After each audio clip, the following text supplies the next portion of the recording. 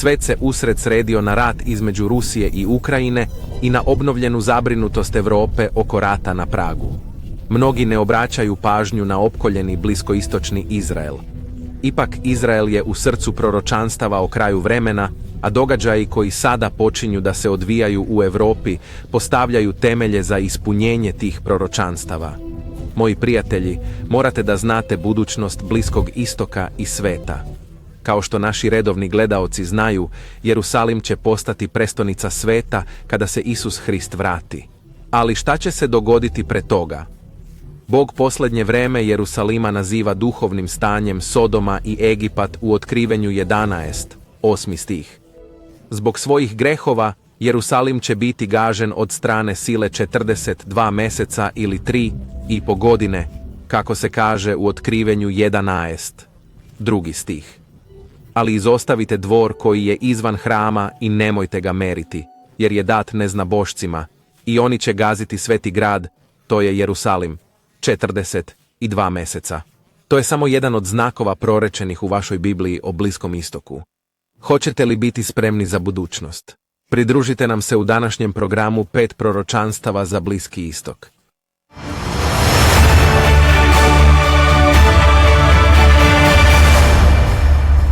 Srdačan pozdrav svim našim prijateljima širom sveta. Moji prijatelji, živimo u opasnom nuklearnom dobu. Rusija je zapretila da će upotrebiti nuklearno oružje u napadu na Ukrajinu. Indija, Pakistan i Izrael svi posjeduju nuklearno oružje, a Iran proizvodi uranijum koji je blizu oružja. Bulletin of Atomic Scientists je prošle godine pomerio kazaljke na svom satu sudnjeg dana unapred, oglasivši alarm neviđene svetske opasnosti.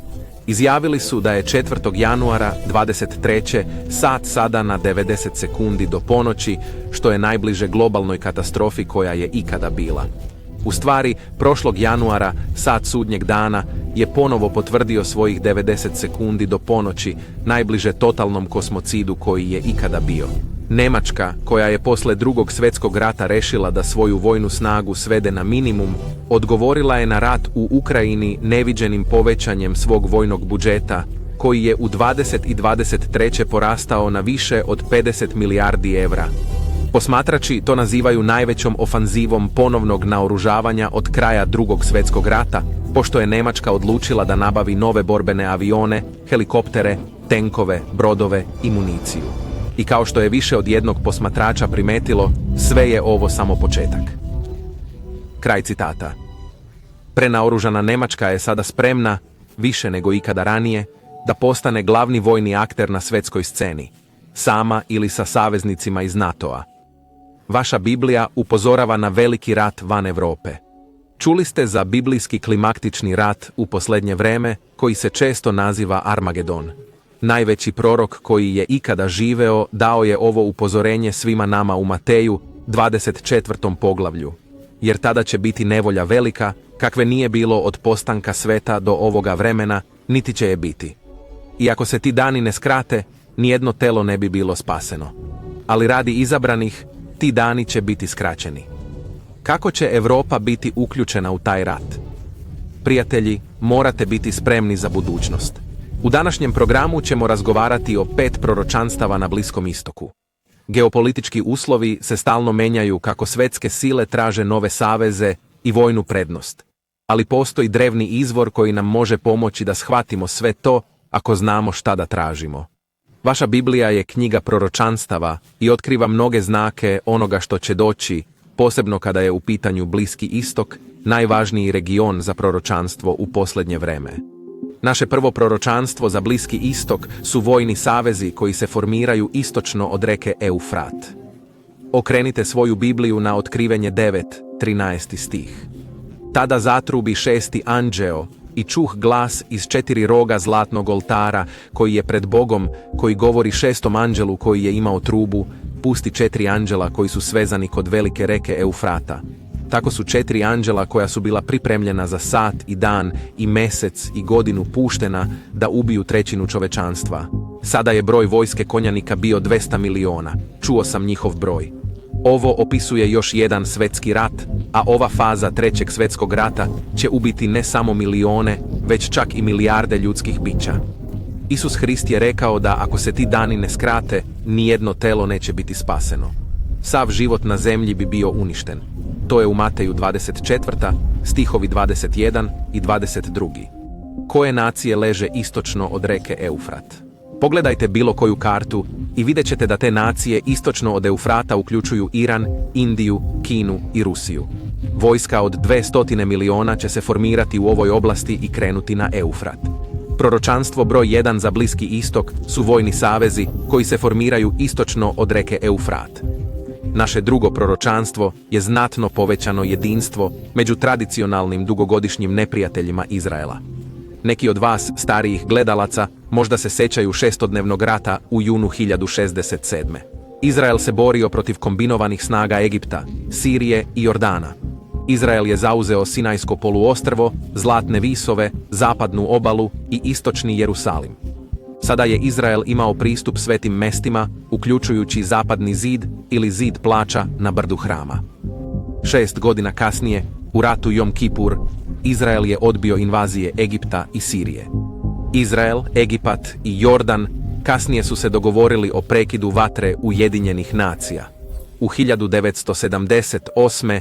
Izrael i Egipat potpisali su sporazume iz Camp Davida, vraćajući Egiptu većinu zauzetog Sinajskog poluostrva osim pojasa Gaze. U 1980. Izrael je anektirao istočni Jerusalim i proglasio ujedinjeni grad delom Izraela protiv protesta arapskih snaga i njihovih saveznika. Nakon kontinuiranog nasilja poznatog kao Prva intifada, Izrael je stavio velike delove zapadne obale pod kontrolu palestinske uprave u decembru 1994. Izraelske granice su od tada ostale dosledne, ali nasilje se nastavlja. Palestinci koji žive u pojasu Gaze i na zapadnoj obali suočavaju se sa strogim ograničenjima ulaska i odlaska iz Izraela, stvarajući međunarodnu bes. Suočavajući se sa međunarodnom opozicijom, sa kojim će se neprijateljima Izrael suočiti u budućnosti. Poslušajte opis istorijskog i proročkog saveza. Okrenite u svojoj Bibliji 83. psalam, 1. stih. O Bože, nemoj da začutiš. Ne onemi, nemoj da miruješ, o Bože. Gle, eno ih buče tvoji dušmani, glavu dižu oni što te mrze. Spletke kuju protiv tvog naroda i zaveru prave tvome štićeniku. Rekli su, dođite, dajte da ih satremo kao narod, da se ime Izraelja više ne spomene. Eno, svi su složni u zamisli da protiv tebe savez sklope, šatori Edoma i Ismaila, Moava i Agarina, Gevala, Amona i Amalika, Filistejci s žiteljima Tira. Još im je i Asirija pristala ko vojska uz decu Lotovu. To nije samo drevno proročanstvo. Hajde da još jednom pogledamo Psalam 83. kao proročanstvo u posljednjim vremenima. Da li smo u naše vreme vidjeli koje su arapske nacije rešene da unište sićušni narod Izraela danas? Slušaj ovo. Na 13. strani vodiča za učenje koji vam danas nudimo, Bliski istok u proročanstvu. Koje nacije su se neprestano obavezale da unište ime Izraela? U julu 1068. palestinski lideri potpisali su Palestinsku nacionalnu povelju, koja je pozvala na uništenje države Izrael. Kao što Psalam 83. ukazuje, Asiriji, identifikovanoj kao moderna Nemačka, pridružit će se konfederacija arapskih nacija na kraju vremena. Potražite na biblijskoj mapi drevnu lokaciju Moaba, Amana i Edoma. Narodi koji se pominju u 83. psalmu, koji su također istaknuto pomenuti u Danilovom proročanstvu o posljednjem vremenu. To su muslimanski narodi Bliskog istoka. Kao što redovni gledaoci ovog programa znaju, biblijska proročanstva su često dvostruka. I ovdje u 83. psalmu vidimo detaljno navedene neprijatelje Izraela u posljednje vreme. Pazite da ove nacije prevaziđu međusobne sporove i ujedine se jače nego ikada protiv Izraela. Naše drugo proročanstvo je znatno povećano jedinstvo među tradicionalnim dugogodišnjim neprijateljima Izraela. Naše treće proročanstvo za Bliski istok su međunarodni pokušaji da kontrolišu Jerusalim. Biblijsko proročanstvo otkriva da će Jerusalim biti žarište velikih međunarodnih sukoba. Jerusalim se smatra svetim za 3 glavne svetske religije. Jevreji danas poštuju Jerusalim kao grad velikih proroka i prestonicu kraljevstva Izraela, i Judeje pod carom Davidom i njegovim sinom, kraljem Solomonom.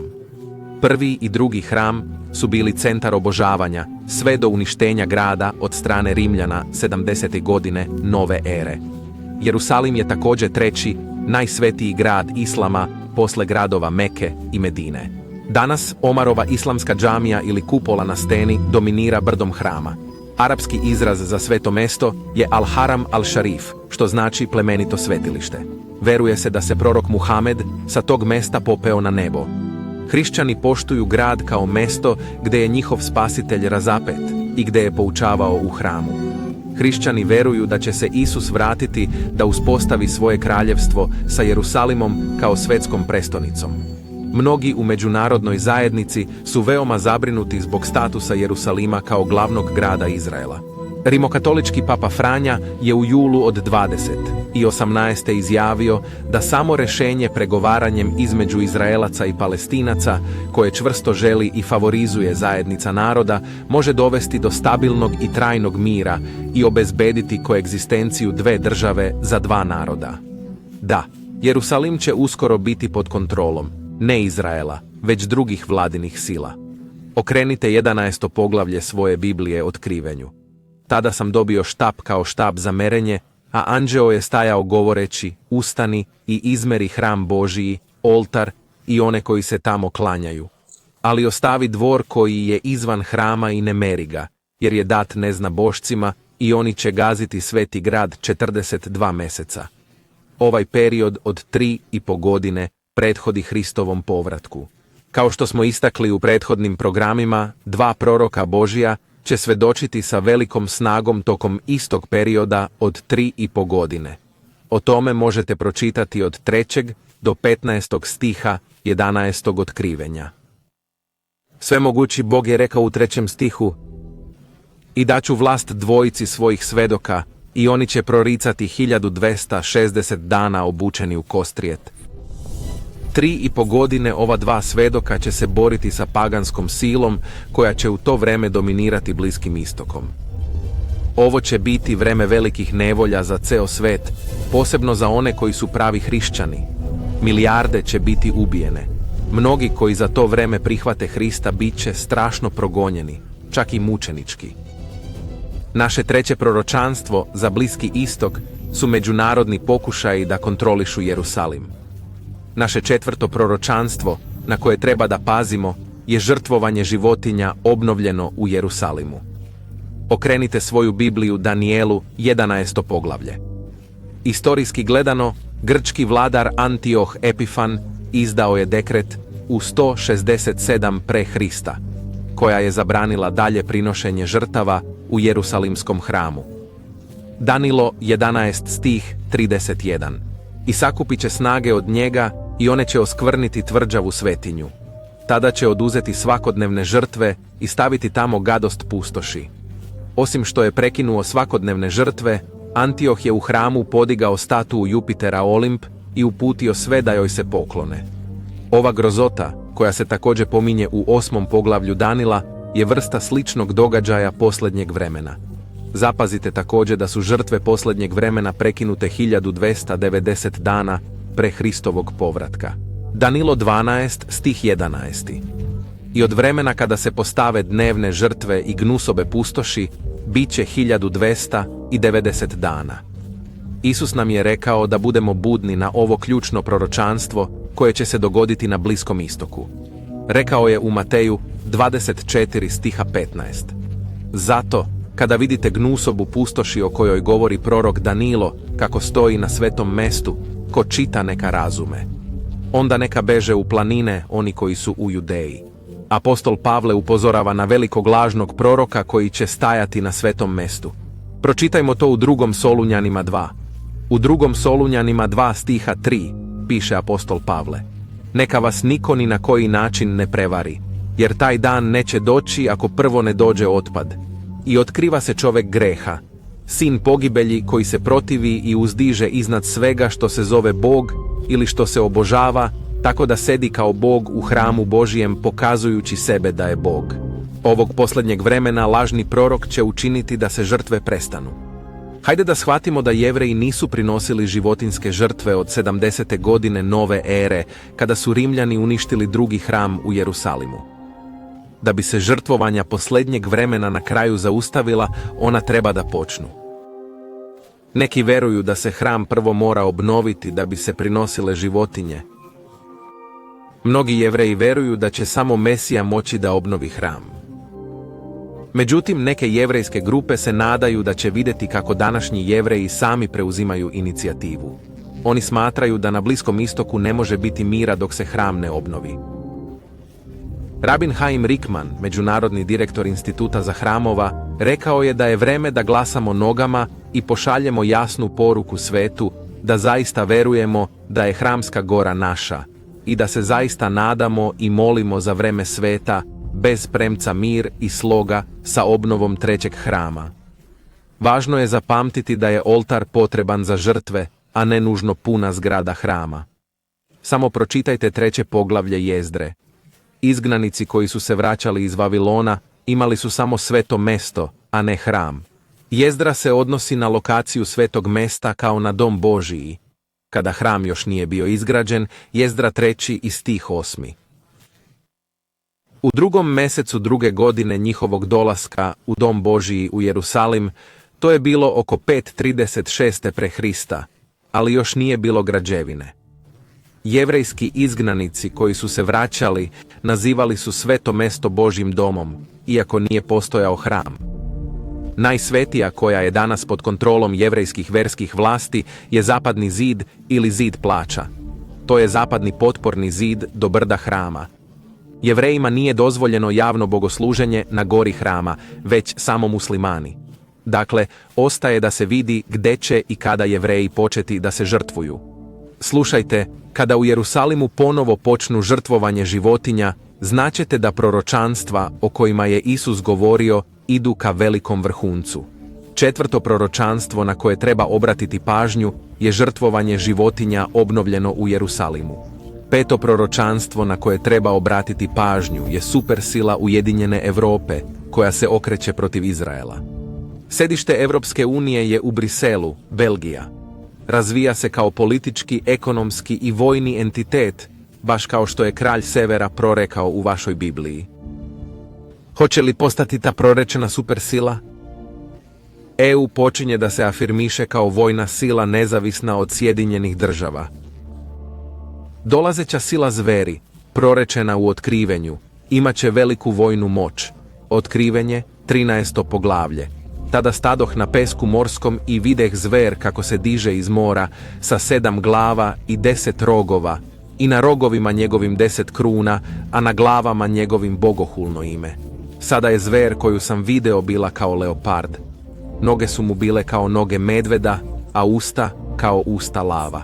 Zmaj mu je dao svoju moć, svoj presto i veliku vlast, i video sam jednu od njegovih glava kao da je smrtno ranjena, i smrtna rana mu je zaceljena, i sav svet se divio i pošao za zveri. Tako su se poklonili zmaju, koji je dao vlast zveri, i poklonili se zveri govoreći: ko je kao zver? Ko je u stanju da zarati s njim?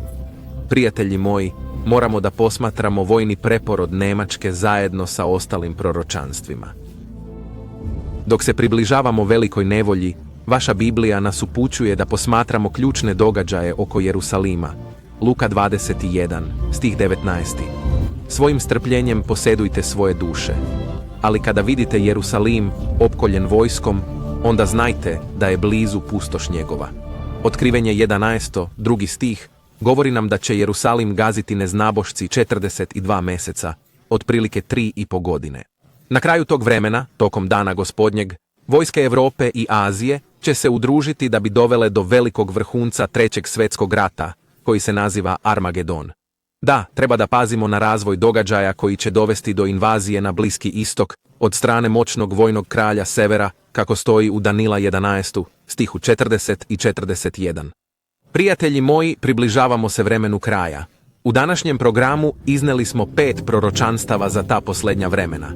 Vojni savezi koji se formiraju istočno od reke Eufrat uveliko su povećali jedinstvo među tradicionalnim dugogodišnjim neprijateljima Izraela, Međunarodni pokušaji da kontrolišu Jerusalim, žrtvovanje životinja obnovljeno u Jerusalimu, supersila Ujedinjene Europe koja se okreće protiv Izraela. Prijatelji moji, približavamo se vremenu kraja. Knjiga proroka Danila 4 puta naglašava vreme kraja u 11. i 12. poglavlju. On čak daje ključni vremenski period za veliko vaskrsenje. Fokusirali smo se na grozotu pustoši koja tek treba da se dogodi i koja bi se mogla dogoditi uskoro u vašem životu.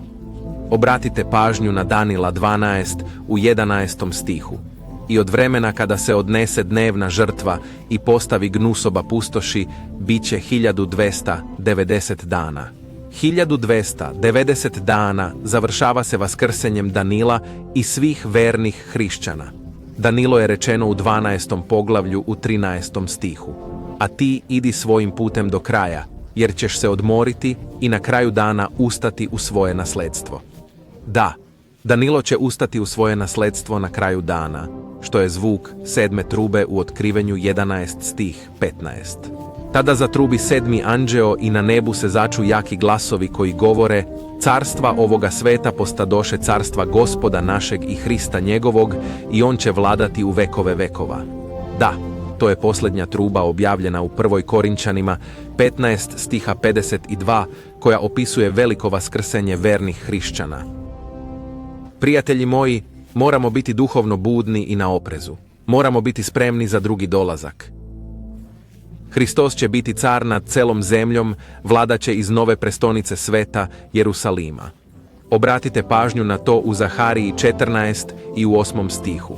I u taj dan bit će da iz Jerusalima poteče živa voda, polovina ka istočnom moru, a polovina ka zapadnom moru. I leti i zimi dogodit će se i Gospod će biti car nad svom zemljom. Hvala Bogu, njegovo kraljevstvo uskoro dolazi.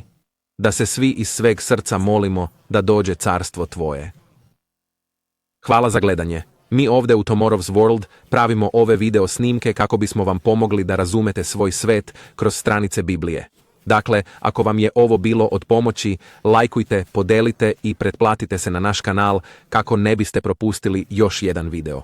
A ako želite da saznate više, možete zatražiti naš besplatni vodič za proučavanje Biblije, bliskoistočno proročanstvo. Samo kliknite na vezu u opisu ili naručite online na tvtv.org/east. Vidimo se sljedeći put.